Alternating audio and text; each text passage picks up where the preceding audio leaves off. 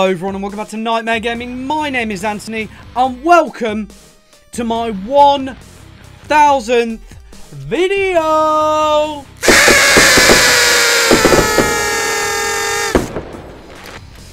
That is all the celebration we're going to get.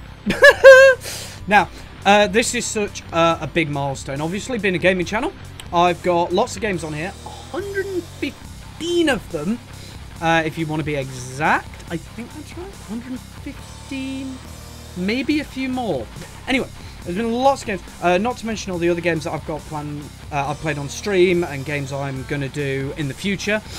So I thought I'm going to do something different again for this milestone. I'm going to do my top 5 favourite and least favourite games that I've ever played on the channel. So, before I start, I'm going to make a couple of things clear to you guys. One, this is only my opinion, how I feel. If you don't agree, fine. Not that that's going to stop some of you from whinging. We'll carry on. Second, I'm not going to include every 10-minute indie horror game I've ever played, because obviously those would fill the bottom 5 list. Instead, what I've done is I've picked the worst of them, like the utter worst dog shit, and put that in the bottom slot. So that's going to represent all the shit ones. And to be fair, some of the short indie horrors, they wouldn't be in the bottom 5 because they're reasonable. They wouldn't be in the top 5, but they wouldn't be in the bottom. I'll also include a link to the playlist or video of all the videos that I include in this top and bottom 5. So if you want to check any of those videos out, just go in the description, the link will be there, and you won't have to go hunting. And I am going to do one last thing before we start. We're going to take a quick cut here, and I'm going to run through all the games that I have ever played. It's going to come up in a big long list, so let's go there.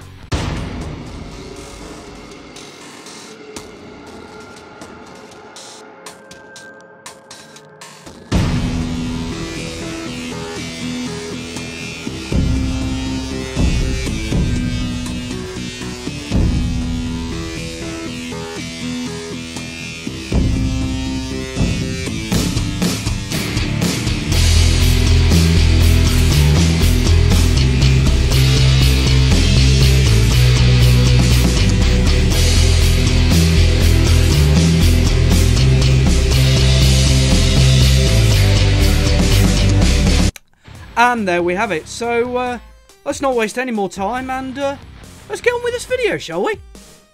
So, in the number 5 slot for my favourite game, I've got Batman Arkham Knight. Now, I first published this game on the 21st of July 2016. And the final part went out on the 9th of October of the same year. Making it, I think, the newest game on this list. I think. Anyway, so the reason I put it so highly is because I thought that it brought a good ending to the Arkham series. You know, you had Arkham Asylum, which was a good start, and Arkham City. Then you had the Arkham Origins thing, which, and then Arkham Knight, it brought a really good end. And for a lot of the story, you wondered what was going on. Things I didn't like about the game, why it could have gotten, it couldn't have gotten higher. There were the bugs in the PC version. And also the fact that there was a lot of post-story game to play through. It was long, it was arduous, especially the Riddler's puzzles. So I didn't like that. And a lot of people didn't do that, me included. I took the ending off of someone else's video. But the main story and the Catwoman side quests, they were really good, they were entertaining. I really did like this game, and it's definitely my favourite of the Batman Arkham series. On the opposite side of that coin is my number 5 least favourite game, which will surprise some of you. It is BloodRayne.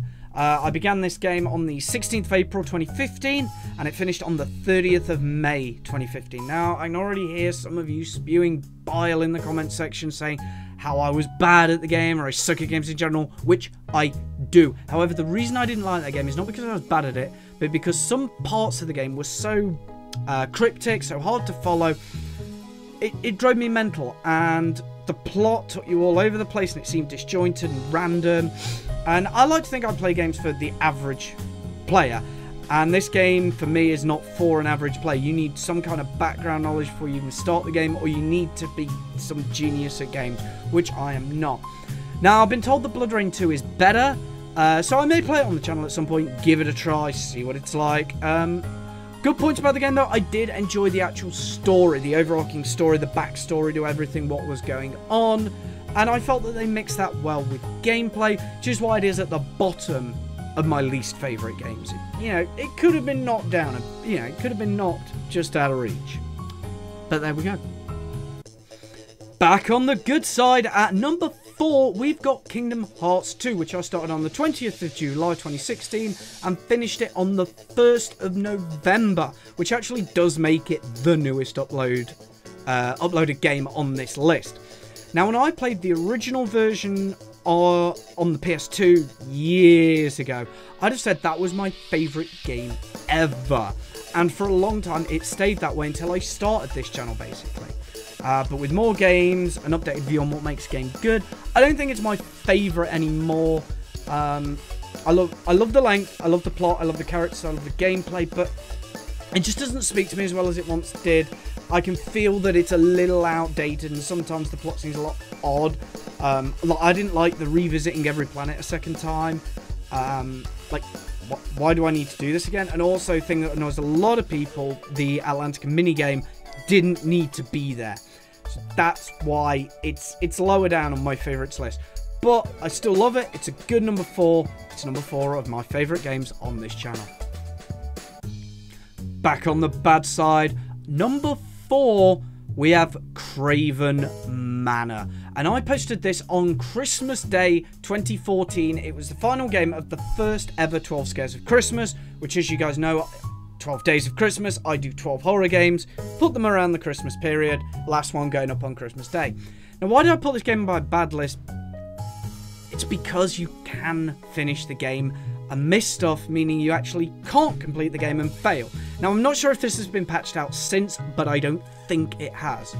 And for games like this, which commonly go place to place and won't let you leave until you finish the puzzle, collect the thing to progress the game, it did this. It took me to a place I was able to leave without getting the thing, and I went to the final area, and the destruction of the man happened, and I didn't get a gear from a certain room for the elevator meant I failed the game, and I couldn't complete it, and I don't like a game where you can do that. I'd have had to replay the whole thing, and that was like an hour of my life missing already.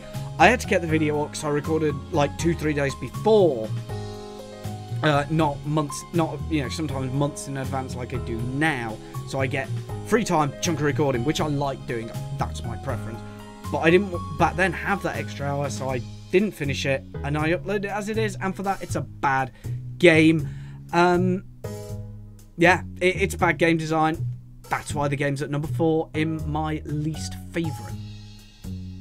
So now we are into the top 3, and winning the bronze controller and being the 3rd best game I have ever played on this channel is Amnesia: The Dark Descent, which was uploaded between the 8th of July 2014 and the 9th of August 2014, meaning it's the oldest game on this list and also one of the oldest games on the channel. I have played this game since, I've streamed it a couple of times. In my opinion, it's one of, if not the best horror game ever made. It's got pacing, quality puzzles, and good scares. Not boring, samey jump scares like we've been saturated with nowadays. If you want to make a good horror game or play a good horror game, just look at this, do nothing. And with the allowance of mods as well, it just makes the company seem like good people. It lets everyone see what the community can do, which some of the mods are phenomenal. To me, it's the master of the modern survival horror genre. With other games that came before it, and it does its own thing, like the old survival horror games where you could... With the old survival horror games, you got the weaponry, but there was limited ammo. But with this, there was no weaponry. You could run, that was it. So yeah, well done Amnesia on winning the bronze... Or Amnesia: The Dark Descent on winning the bronze controller. Now, if number 3 on my favourites list was how to make a good horror game, then number 3 on my least favourite list is how not to make a good horror game. It's Amnesia: A Machine for Pigs, which I released on the 17th of July 2015. Now, why do I hate this when I loved its predecessor so much? Well, the story's largely nonsensical after you're done looking for your kids, and you find them and they're dead, and there's not really any free roaming in this. It's very narrow, it forces you down a very linear plot. There's only 2 really tiny scares, if you can even call them that. It's jump scary as well, so it lost the pacing of its predecessor, which made it good. Finally, it's just boring. It's not a good survival horror game. In my opinion, this game was released as an attempt for Frictional to make money off the hype of the Dark Descent, and it just failed. It had like 1/16 of the content of the Dark Descent. So if you want to know how to make a bad horror game, look no further than the winner of the bronze turd, Amnesia: A Machine for Pigs. Winning the silver controller, making it my second favourite game on the channel of all time, is The Wolf Among Us, which I published between the 27th of January 2015 and the 10th of March 2015. Now, this is a choice-based story game released by Telltale Games, who've also done other games that I've put on the channel, such as The Walking Dead, Batman: A Telltale series, and they've also done Minecraft Story Mode, which I plan on doing next, as the next story-based game I do. But why do I think this one's better? Well, first of all, it's a story game. And for me, The Wolf Among Us has the best story of any story-based game I've ever played. Secondly, it seems that the choices you make have real consequences, and the game also manages to carry on regardless.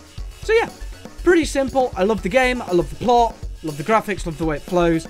So if you want to know how to make a really good story-based game, look at this game.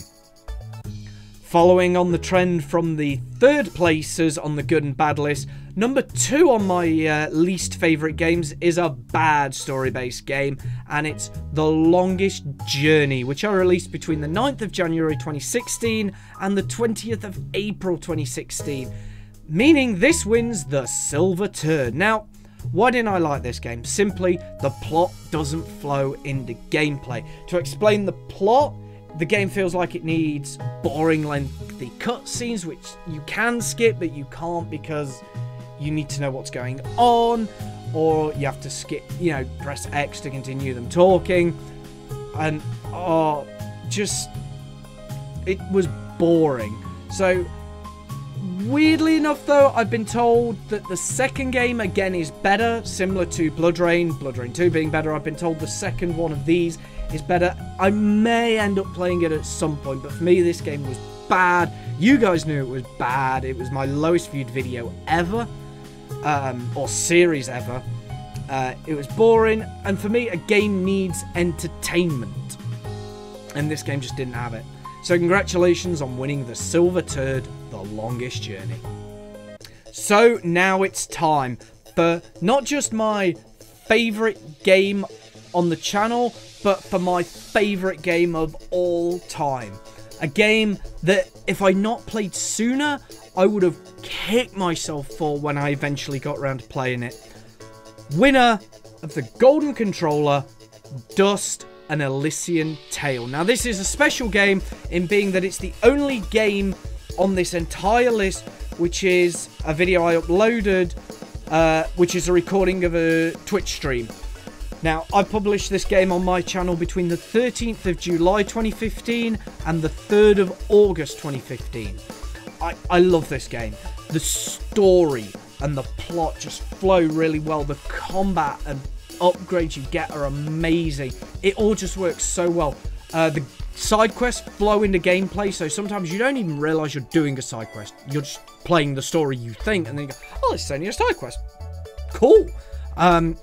The story is touching, amazing to me, very well written. I have the smallest, tiniest issue with this game, and I have to put this in because to me no game can ever be perfect. This game fucking close though. The tiniest issue I had was when there are lots of enemies, it could become a clusterfuck. because you couldn't find yourself sometimes, which meant you could take some unnecessary damage. But it was such a tiny problem, I didn't mind by the time I got really into it. So, well done, Dust and Elysian Tale, for winning the Golden Controller, winning my favourite game that I've ever played on the channel, as well as my favourite game ever. But with the good must come the bad. My worst game on the channel, my least favourite game ever, and winner of the Golden Turd, Hotel Remorse. This game I uploaded on the 22nd of December 2015, and it was part of the second 12 Scares of Christmas. Now, why have I put it so low? Well, one, there's no plot, there's no story. To me, it seems like whoever made the game just made a game. They didn't think about like what they wanted to do or anything like that. Second, the jump scares are bad. They're stock images with a loud Rah! Scream, and that's just bad. 3, the graphics are low quality. I think I could have got better visuals using a microwave to make the game. And finally, this game represents all of the bad, short indie horror games I've ever played. It represents everything that's wrong with them, and it's the worst of them.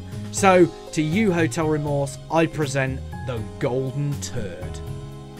So, there you have it, everyone. My top 5 favourite and my bottom 5 least favourite games on the channel. I really hope you all loved my 1000th video special. I hope maybe one day there'll be 1,000 more on the channel. But for now, I'm going to finish rambling and end it here. So, thank you everyone so much for watching this video. I've been Anthony of Nightmare Gaming, as always. Have a good day and a scary night. Bye bye.